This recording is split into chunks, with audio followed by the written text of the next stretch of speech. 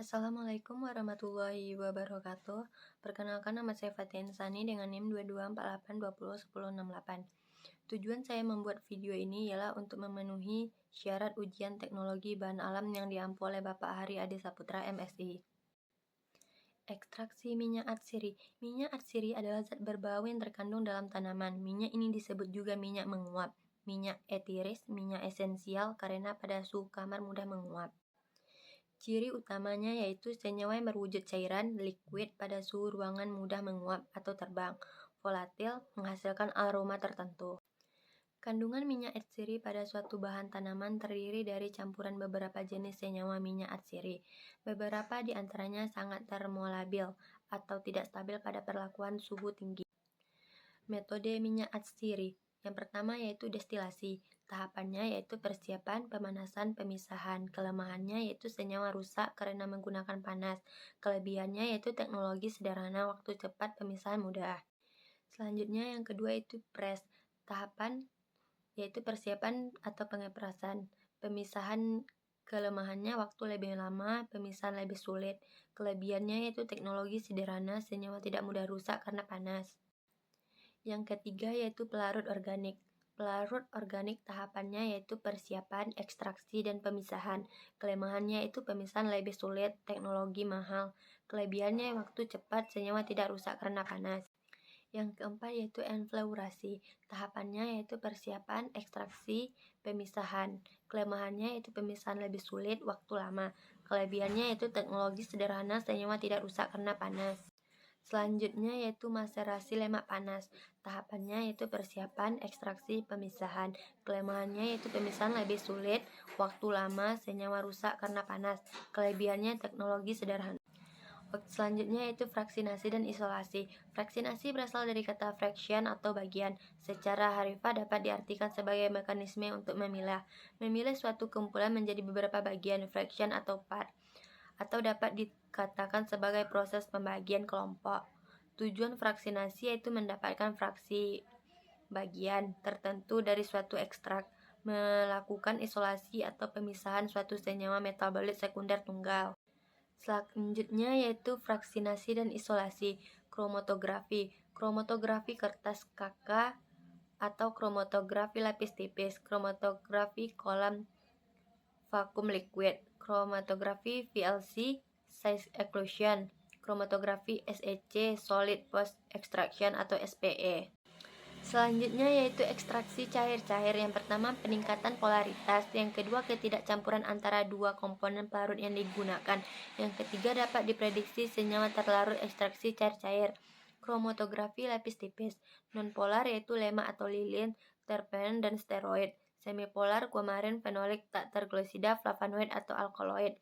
Yang polar yaitu flavonoid, glikosida, alkaloid dan kuartanar. Kromatografi lapis tipis yaitu memisahkan sampel berdasarkan perbedaan kepolaran antara sampel dengan pelarut yang digunakan dengan menggunakan lapis tipis pada lempeng kaca, logam dan lain. Fase diam yaitu zat padat. Fase gerak yaitu air.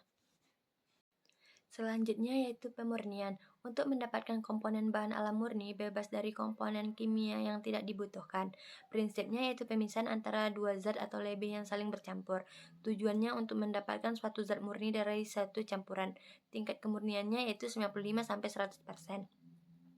Pemisahan berdasarkan peristiwa fisika atau kimia. Pemisahan secara fisika itu tidak mengubah zat selama pemisahan.